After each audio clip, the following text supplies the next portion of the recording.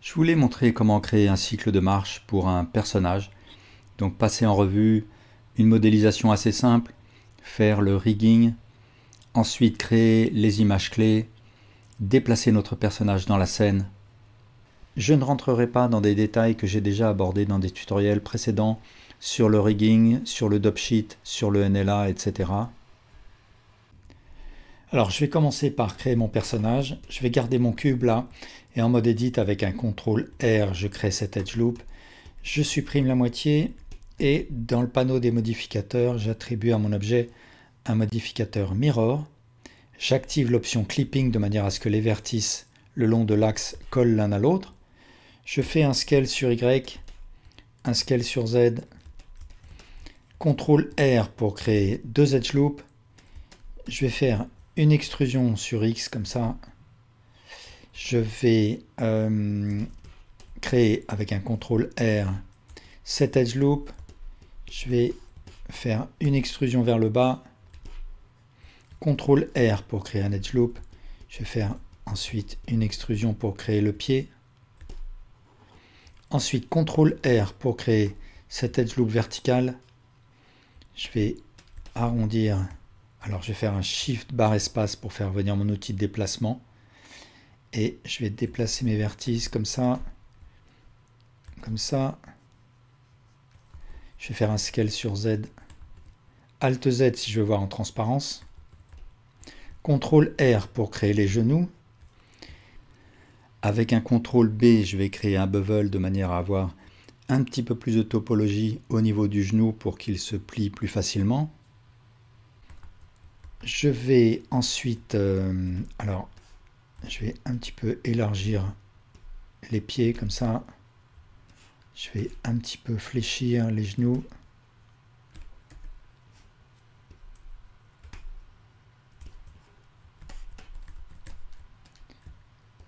Je vais tirer un petit peu cet edge.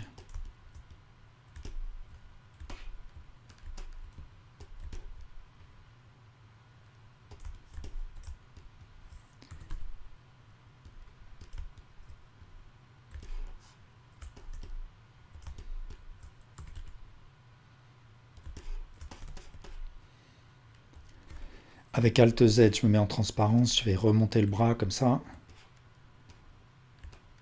CTRL R pour créer le pli du coude, CTRL B pour créer un bevel. Alors là, je vais un petit peu allonger mon bras. Je vais aussi créer une main, donc je fais une extrusion, je fais un scale sur Z. Je vais peut-être aussi un petit peu réduire là sur Z. Je vais faire une extrusion pour la tête, donc je sélectionne ces vertices. Je fais une extrusion, CTRL R pour créer cet edge loop. Je vais faire une extrusion pour l'avant du visage.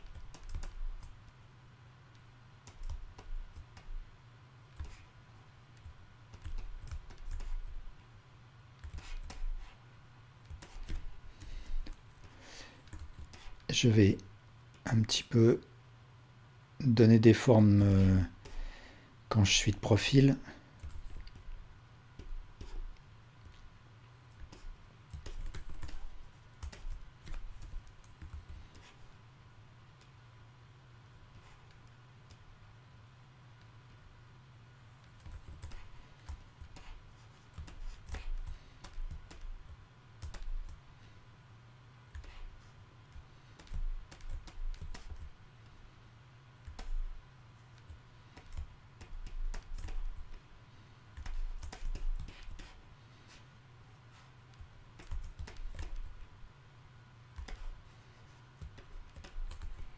Je vais faire un scale sur Z pour un petit peu l'agrandir.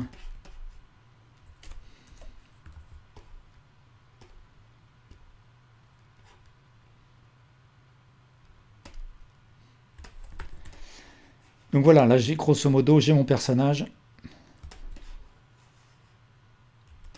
Alors je vais appliquer le mirror là. Je vais en mode objet faire un apply du mirror. Et maintenant, je vais créer l'armature qui va me permettre de contrôler mon personnage. Donc je fais un Shift A, armature. Alors là, je ne la vois pas parce qu'elle s'est créée à l'endroit de mon curseur 3D qui est à l'intérieur de mon personnage. Donc je vais dans le panneau Objet et sous Viewport Display, j'active In Front de manière à toujours pouvoir voir mon armature. Je rentre en mode Edit. Je vais faire un Shift barre espace pour faire venir mon outil de déplacement. Et je vais faire correspondre la tête et la queue de mes bones à la topologie de mon objet. Donc ce que je vais faire, c'est resélectionner, enfin je n'ai pas besoin de sélectionner mon objet, je vais dans le panneau Viewport Overlays et là je vais activer l'option In Wireframe de manière à pouvoir voir la topologie de mon objet. Et ensuite je vais faire des extrusions successives de mon bone, donc une extrusion sur Z jusqu'à la base du cou, une extrusion sur Z jusqu'à la base de la tête, une extrusion sur Z tout du long de la tête. Ensuite, je vais faire les bras. Donc, je vais sélectionner le bone du cou, le dupliquer, faire une rotation de 90 degrés.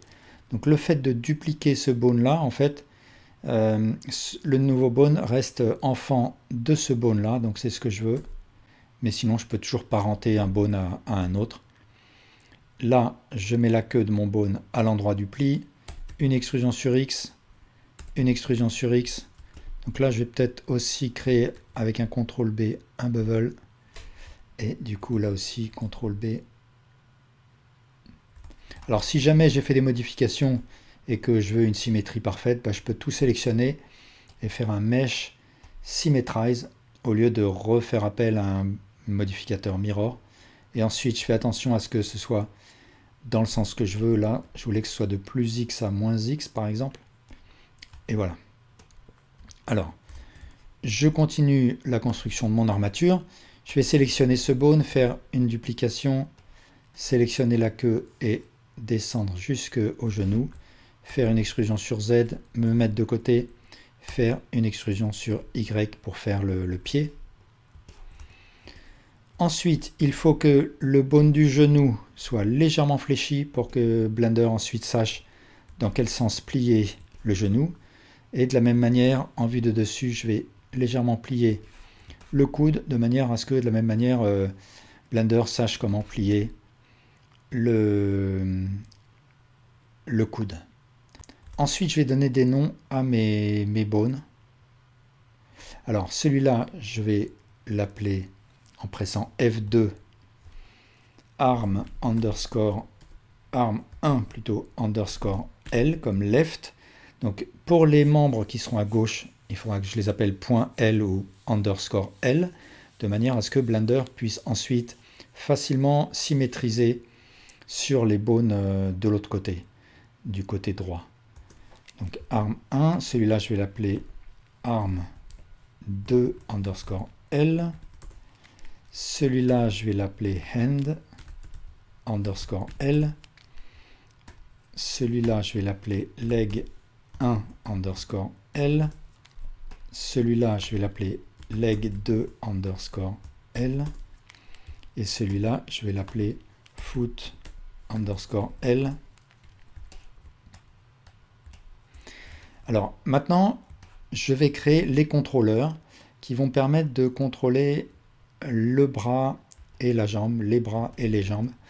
Alors pour faire ça, je vais sélectionner ici la tête de la main et je vais faire une extrusion sur Y. Ce bone, je vais le déparenter, donc Alt P, Clear Parent. Et je vais parenter la main à ce bone. Donc je sélectionne la main, je fais un Shift, je sélectionne mon nouveau bone et je fais un CTRL P, Keep Offset, de manière à ce que la main soit enfant, mais ne vienne pas coller là où se trouve la queue du bone parent. Le bone parent, je vais l'appeler arm underscore target underscore L. Donc ce bone, en fait, il va me permettre de contrôler le bras. Ce qu'il faut que je pense à faire, c'est ici, dans le panneau objet bone, il faut que je pense à désactiver l'option déforme parce que ça, c'est un des bone contrôleurs. Et les bone contrôleurs n'ont pas pour vocation de déformer le mesh, mais ils ont pour vocation de contrôler les autres bones. Je vais créer un second bone, donc EY. Et ce bone-là, je vais le déparenter, Alt-P, clear parent. Je vais le déplacer en arrière. Je vais l'appeler arm underscore pole target underscore L. Ce bone pole target me permettra de corriger la direction de mon coude si nécessaire. Et de la même manière, je décoche des formes. Et je vais faire pareil en bas. Donc ici, EY. Alt-P pour déparenter. Je parente le pied à ce bone-là avec un CTRL P, keep offset. Je décoche l'option déforme. Ce bone, je vais l'appeler leg underscore target underscore L.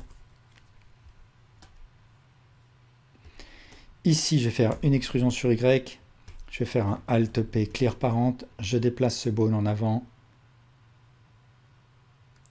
Je l'appelle leg underscore pole target underscore L. Je désactive l'option déforme. Ensuite, je vais créer un bone qui va être le bone root, racine. Je vais faire une duplication de celui-là. Je vais faire une rotation sur X de 90. Je vais le mettre en dessous. Je vais l'agrandir peut-être. Je vais le déparenter avec un Alt P. Et je presse F2 et je tape root ou racine. Et maintenant, je vais poser les contraintes sur les bones. Donc, en mode pose, je sélectionne le bras avant. Je vais dans le panneau des contraintes de bone, donc à ne pas confondre avec le panneau des contraintes d'objet. Donc ici, l'avant-dernier onglet. Et je vais chercher une contrainte inverse kinematics. Alors l'inverse kinematics va me permettre d'inverser l'influence des bones. C'est-à-dire que tel quel, pour l'instant, l'influence va du parent à l'enfant. Mais avec l'inverse kinématique, je vais pouvoir contrôler l'avant-bras et le bras supérieur suivra. Et ça, il faut que je désigne un contrôleur. Donc, je sélectionne le bone qui a l'inverse kinematics. Pour target, je désigne l'armature, donc il n'y en a qu'une là. Hop. Pour bone target, je désigne arm underscore target underscore L. Alors le pole target, ça va être le bone qui détermine l'orientation, la direction du coude. Je choisis aussi armature. Et là, je choisis arm underscore pole target underscore L. Il faut que je mette une influence de 2 puisque ma chaîne de bone est de 2. Mon bone est mal orienté parce qu'il faut que je corrige la valeur pole angle. Je vais mettre moins 90. Donc en général, c'est moins 90 ou plus 90 ou moins 180 ou plus 180. Et ce que je peux voir, c'est que si je sélectionne le bone target, donc le bone contrôleur, eh bien, je peux en effet contrôler le bras dans le sens inverse du contrôle normal de parent à enfant. Et donc ça va me faciliter l'animation, le contrôle des membres. Alors pour faire revenir les bones à leur position de départ, je fais un Alt G, Alt R si jamais j'ai fait une rotation, Alt S si jamais j'ai fait un scale. Donc maintenant je sélectionne le bone en bas là, et de la même manière je lui attribue un inverse kinematics. Je vais choisir armature pour target. Le bone ça va être leg underscore target underscore L. Le pole target ça va être le leg underscore pole target underscore L. La chaîne est de 2 bones. Il faut là aussi que je fasse faire une rotation de moins 180 là par contre. Et là, ce que je peux voir, c'est que mon bone obéit à son contrôleur. Ici, je peux voir l'effet du pole target. Je sélectionne tout, je fais un Alt R, Alt S, Alt G. Et ce qu'il ne faut pas que j'oublie, c'est que je parente tous les contrôleurs au bone racine. Donc je sélectionne le bone racine à la fin et je fais un CTRL P, make parent, keep offset. Et maintenant, c'est ce bone là qui contrôle tous les bones. Ah, j'ai oublié de prendre ce bone là qui est le bone parent des suivants là. Donc le bone qui est en bas de la colonne vertébrale, je le parente aussi au bone racine. CTRL P, keep offset. Et du coup, puisque celui-là est en fait le bone parent de toute cette série, et de toute cette série, maintenant le bone root est le parent de ce bone de colonne vertébrale. Donc maintenant, le bone root devient le parent de tout l'ensemble de mes bones. Faire un bone racine présente plusieurs intérêts et on verra par la suite un des intérêts de ce bone racine. Alors maintenant ce que je veux c'est faire une symétrisation de ces bones. Eh bien je me mets en mode edit, je sélectionne toute mon armature ou alors tous ces bones là. Mais je peux sélectionner toute l'armature, peu importe. Et je fais un armature symmetrize. Et là, il va automatiquement me symétriser tous les bones qui portent le suffixe _L ou _R. Donc là, en l'occurrence, c'est _L. Et comme je peux le voir, il va leur donner le nom avec le suffixe _R dans mon cas. Et maintenant, si je passe en mode pause, eh bien, je peux voir que ça fonctionne aussi de ce côté-là.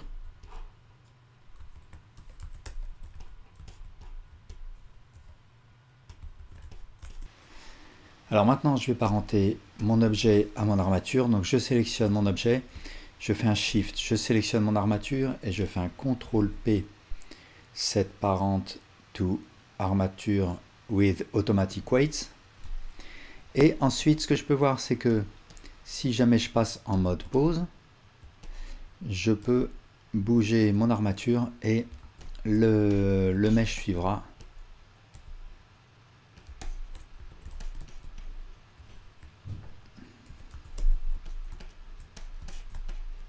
Alors ce qui s'est passé au moment de parenter, c'est que cela a créé pour mon mesh ici dans le panneau Object Data une série de vertex group. Donc je vais les classer là par ordre alphabétique, sort by name. Et ces vertex group portent les noms des bones. Et donc chaque bone pourra contrôler le vertex group qui porte son nom. Et ici dans le panneau des modificateurs, il y a un modificateur armature qui a été créé et c'est lui qui crée la dépendance des vertices aux bones correspondants. Alors ce que je vais faire, c'est peut-être remonter mon personnage avec son armature et je vais aussi parenter l'armature à un empty de manière à ce que je déplace l'armature avec un empty. Alors je vais créer un empty par exemple sphere. Je vais ici dans Object Data augmenter sa taille et je vais parenter l'armature à la sphère avec un CTRL P, set parent to object. Et maintenant si je déplace la sphère, l'armature suit et le mesh parenté à l'armature suit aussi. Et du coup, je vais mettre en vue de face et je vais faire une rotation sur Z de 90 degrés de manière à avoir ma vue de profil et pouvoir commencer à travailler sur l'animation. Et donc, avoir l'armature parentée à un empty, ça va me permettre en fait d'animer dans ma scène l'armature sans avoir à créer des images clés pour l'armature elle-même, puisque les images clés que je vais créer pour l'armature vont être des images clés de bone et je ne veux pas mélanger des images clés de bone avec des images clés pour l'objet armature lui-même. Et donc c'est l'empty qui me servira à bouger l'armature et donc le personnage dans la scène. Alors je vais faire en sorte que mon personnage soit bien sur la ligne rouge, sur la base de mon sol. Alors maintenant je peux m'occuper de faire l'animation, donc je vais m'inspirer de ce dessin, donc de cette décomposition de mouvement, je la mettrai en lien dans les commentaires. Et je sélectionne mon armature, avec un CTRL TAB, je passe en mode pose, et je vais imiter la première pose, donc la jambe droite en avant. Donc je fais une rotation de mon pied comme ça. Alors là il faut que mon personnage soit un petit peu plus bas, donc je sélectionne le premier bone de la colonne vertébrale et je le descends. Et comme ça, je peux tendre ma jambe et qu'elle touche le sol. Et ensuite, la jambe gauche, donc je sélectionne le pied, je fais une rotation comme ça. Pour ce qui est des bras, donc je sélectionne le contrôleur droit, je vais me mettre de côté et je vais rabattre le bras comme ça. Donc il faut qu'il soit en arrière. Et puis pour le bras gauche, de la même manière, je le rabats comme ça. Et lui, il faut qu'il soit en avant. Je sélectionne tout et je presse I pour créer une image clé de type Location, Rotation et Scale. Et ce que je peux faire, c'est si j'ouvre une timeline ou bien le dope sheet, je vais voir mes keyframes. Alors par contre, ce que je peux voir, c'est que j'ai une déformation qui n'est pas souhaitée sous les bras. Et ça, c'est parce qu'au moment du parentage, les vertices qui sont sous les bras ont été attribués au vertex group contrôlé par les bones des bras. Et ça, je veux éviter ça. Donc je sélectionne ces vertices. Je vais dans le panneau Object Data sous Vertex Groups. Et pour ce qui est de ces vertices, je sélectionne le vertex group qui s'appelle arm1_r. Et je clique sur Remove de manière à les retirer de ce vertex groups. Et maintenant, ils ne sont plus contrôlés par ce bone. Et de la même manière, de l'autre côté, je sélectionne ces vertices. Je vais sélectionner arm1_l. Je clique sur Remove. Et ces vertices ne sont plus contrôlés par ces bones. Et donc, la déformation disparaît. Et maintenant, ce que je vais faire, c'est avancer à la frame 20 et inverser la pose exactement comme ce que je peux voir ici. Alors, en fait, la première frame, il faudrait qu'elle soit à 0. Donc, je fais commencer la timeline à la frame 0. Et je peux aller dans la timeline et puis ici, Start, taper 0. Et je retourne dans le dope sheet. Alors au passage, dans le dope sheet, l'option Only Show Selected est activée, ce qui va permettre de n'afficher dans le dope sheet que les keyframes relatives aux bones sélectionnés dans l'armature, ce qui va être bien pratique par la suite. Et je me mets à la frame 20. Je fais un copier de cette pose, donc CTRL-C. Moi, j'ai activé la donne qui s'appelle Copy Attributes, donc j'ai toutes ces options de copie, mais moi, ce que je veux, c'est le Copy Pose. Et Copy Pose, c'est ce qu'on aura par défaut si on n'a pas cette add-on. Donc Copy Pose, et ensuite, je fais une copie inversée, donc une inversion de la pose, CTRL-SHIFT-V, et lui, donc, il va utiliser les noms des bones pour faire cette copie inversée. Donc, d'où l'intérêt d'avoir les suffixes correct, underscore ou .r, underscore ou .l. Et je vais créer une image clé, donc des keyframes sur mes bones.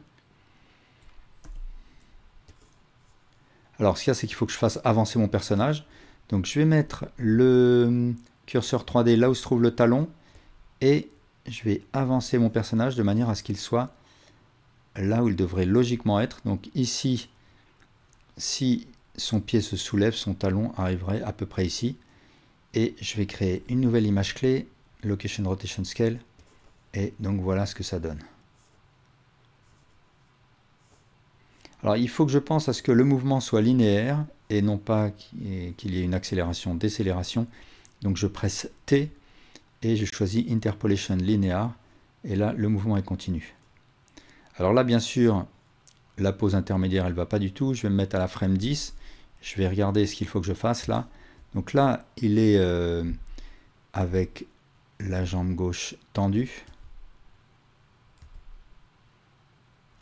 Il est un peu plus haut que sur la première pose. Donc je remonte un petit peu le personnage grâce au premier bone de la colonne vertébrale.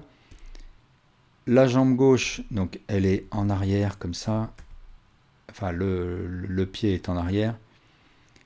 Les bras, ils tendent plutôt le long du corps, comme ça. Et je peux tout sélectionner et presser I pour créer mes images clés.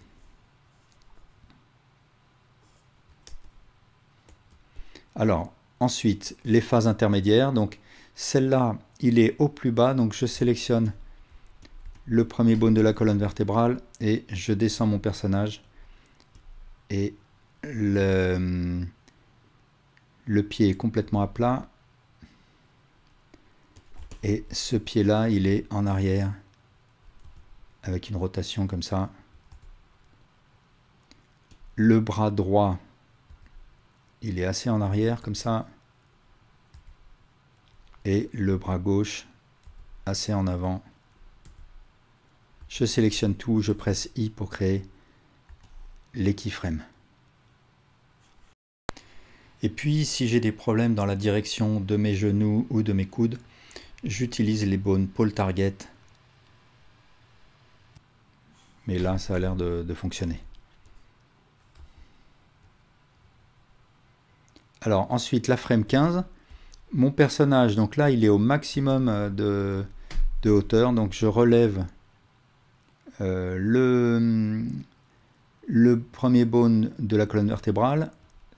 Ce pied-là, il est... Alors, je vais le monter un petit peu comme ça.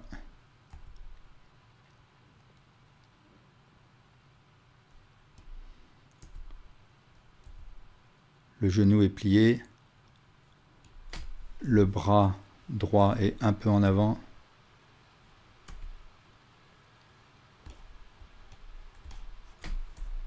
Le bras gauche est un peu plié comme ça.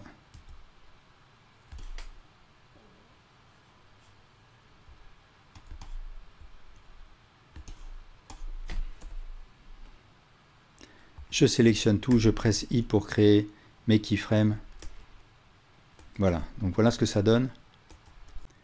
Alors maintenant, je vais m'occuper de faire la seconde partie de mon cycle. Je vais déplacer mon image de référence. Et ce qu'il faut que je fasse, c'est que à la frame 40, mon bone racine ait fait le double de distance par rapport à la première partie du cycle. Donc je vais ouvrir le panneau N et je vais regarder où se trouve le bone racine. Donc il est à 7.432 unités. Donc ce que je vais faire tout simplement, c'est multiplier ça par 2. Donc je tape x2, Enter, et je presse I pour créer une image clé. Donc voilà, première partie du cycle et seconde partie du cycle, je vais m'en occuper. Donc je vais, en fait, pour le bone racine, je peux supprimer toutes les frames intermédiaires. Je vais peut-être garder celle-là. Et maintenant, je vais sélectionner tous les autres bones. Et la dernière pose sera la même que la première. Donc tout simplement, je peux dupliquer toutes les keyframes sélectionnés. Donc comme le bone racine n'est pas sélectionné, si je fais une duplication, ça va dupliquer toutes les keyframes sauf celle du bone. Donc ça, c'est correct. Ensuite, à partir de là, à partir de 20, je fais les poses inversées de celles que j'ai conçues auparavant. Donc à la frame 5, je fais un copier. À la frame 25, je fais un copier-coller inversé, un coller inversé. Et je presse I pour créer mes keyframes. À la frame 10, pareil, je fais un copier. À la frame 30, je fais un coller inversé et je presse I. Et à la frame 35, je vais faire une copie de la pose 15 et une inversion. Je presse I. Voilà. Donc là, j'ai mon animation.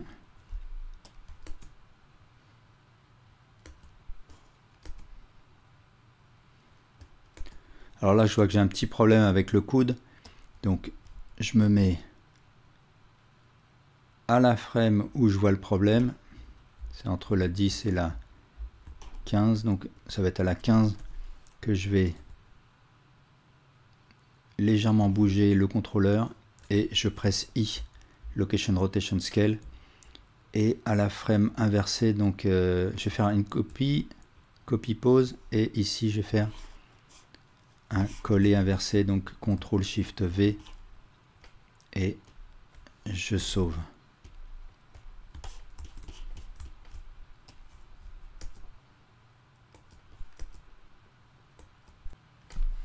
Alors là, il faut qu'il soit encore un petit peu en arrière.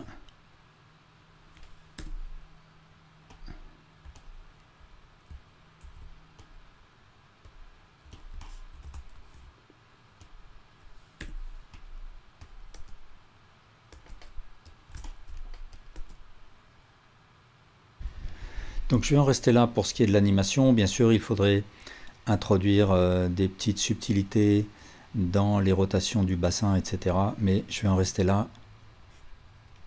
Donc ce que je vais faire, c'est passer le dope sheet en mode Action Editor, de manière à gérer mes actions.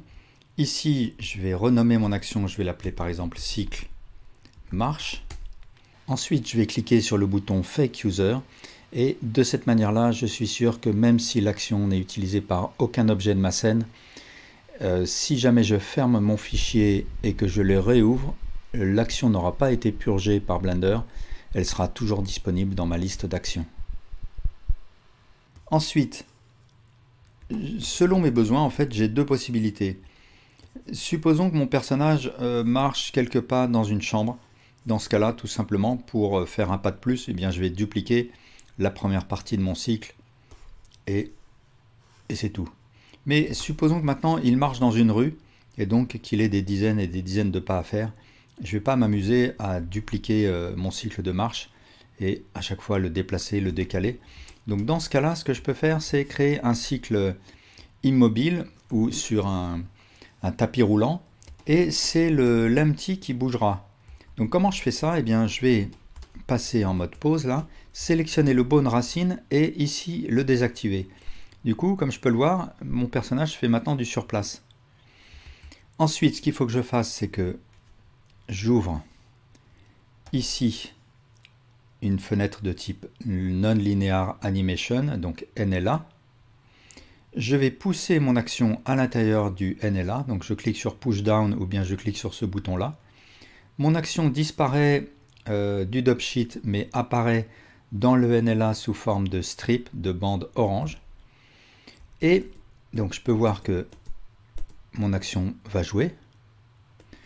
Ce que je peux faire maintenant, c'est en fait sélectionner mon strip et plus bas dans le panneau N, sous Action Clip, je peux avec l'option Repeat, répéter mon action. Donc je vais mettre par exemple 10 répétitions et je peux voir que mon strip s'allonge et donc là il va jouer mon action de manière répétée.